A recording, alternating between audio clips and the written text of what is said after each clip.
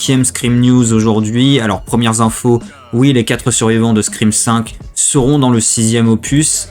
Oui évidemment, c'est le genre d'infos évidentes auxquelles tout le monde peut s'attendre. Mais je rappelle que techniquement, Kirby a survécu au 4e film, mais elle n'était pas dans le 5e. Et Joel, le caméraman, a survécu au 2, mais n'était pas dans le 3. Après oui, c'était pas un perso aussi important. Mais ce que j'essaie de vous faire passer, c'est qu'en fait, voilà, ça dépend. Donc c'est toujours bien une confirmation. Bref, donc on pourra retrouver Sam, Tara, Mindy et Chad pour continuer leurs aventures.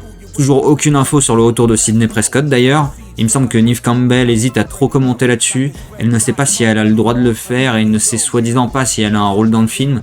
Je pense qu'à ce stade, pour être honnête, si elle en a un, elle doit déjà le savoir. Mais elle ne peut pas forcément le dire.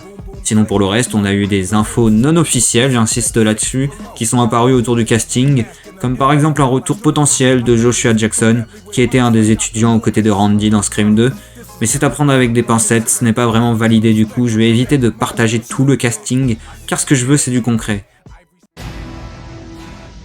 Je vais aussi vite fait vous montrer ce qui semblerait être, d'après un utilisateur de Reddit, les lieux qui vont être utilisés pour Scream 6 à Montréal, qui s'affichent en ce moment. Comme vous pouvez le voir, ça peut un peu rappeler Scream 2 et l'université, le campus. Franchement, c'est possible que ce film rende pas mal hommage à ce 2e opus. Là encore, prenez tout de même ça avec des pincettes. Ça vient de Reddit. C'est pas une info relayée par des sources officielles, donc bon. Mais c'est possible, ça ne serait pas vraiment étonnant, hein, surtout que ça va être tourné là-bas, à Montréal. Et enfin, dernière info, cette fois complètement officielle.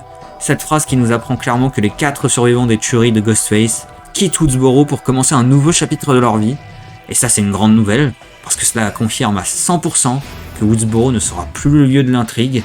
Et ça me plaît, car c'était déjà le cas pour le 2 et le 3e film aussi, le 2e et le 3e, et en plus je tiens à dire aussi que par exemple à l'époque, on avait dit en gros...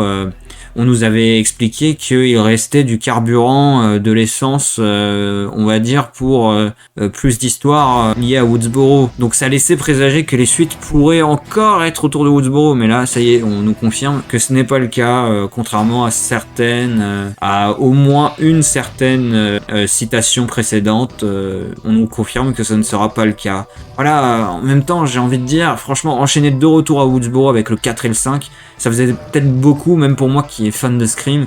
J'adore Woodsboro, mais déjà j'ai l'impression qu'on n'a jamais vraiment réussi à retrouver le Woodsboro du premier, avec ce climat de peur, cette ville presque désertique vers la fin.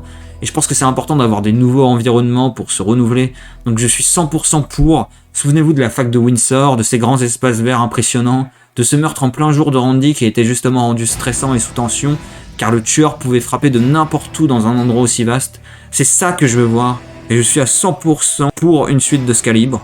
C'était Scream News, abonnez-vous, partagez, likez et à bientôt.